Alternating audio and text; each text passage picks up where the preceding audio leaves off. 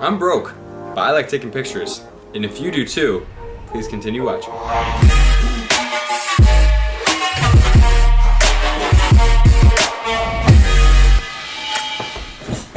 Cameras are expensive.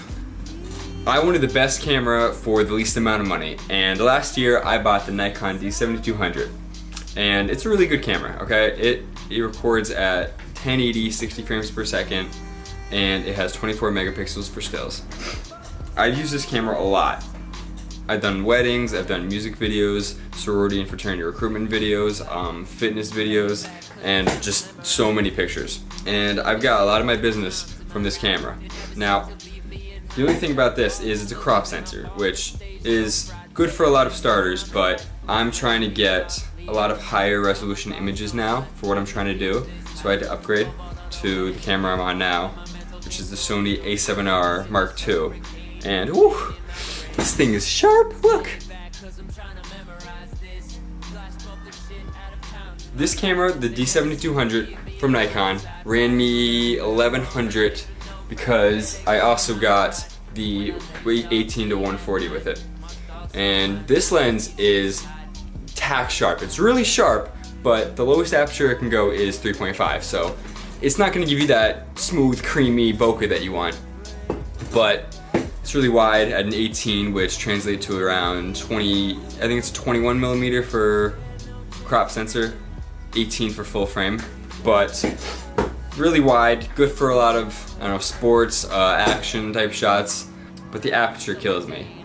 And if you want a nice wide or a long 140 lens with a lower aperture, you're gonna go above $1,200. So if you want that buttery smooth bokeh with a cheaper lens, I'd recommend this one because it does go long 140, and the compression from the crop sensor is going to give you pretty good bokeh.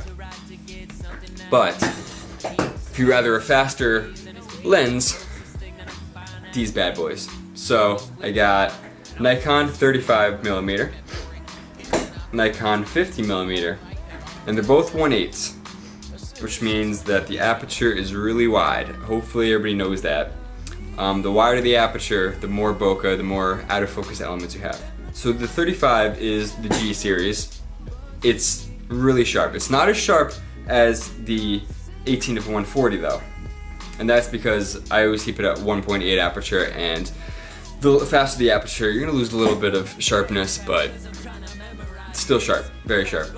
And this camera with these three lenses, it really covers all of your focal length needs. Should I juggle?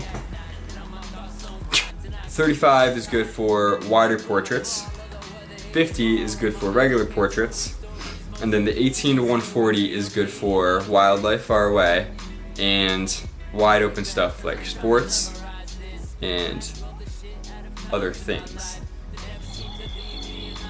Can't think right now. But sadly, I'm trying to sell it all, so if anybody wants to buy it, hit me up.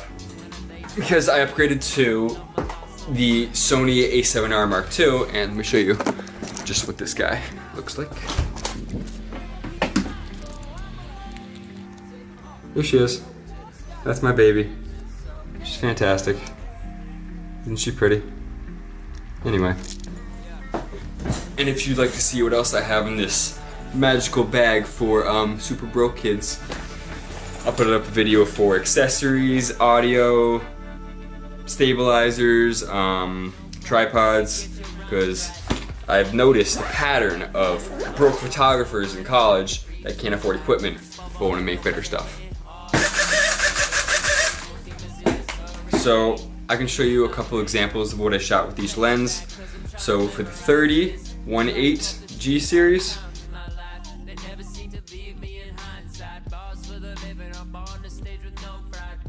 and now the 50mm 1/8.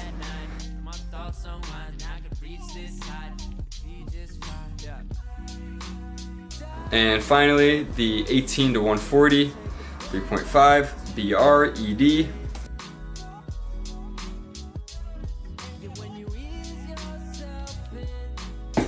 Links for everything in the description.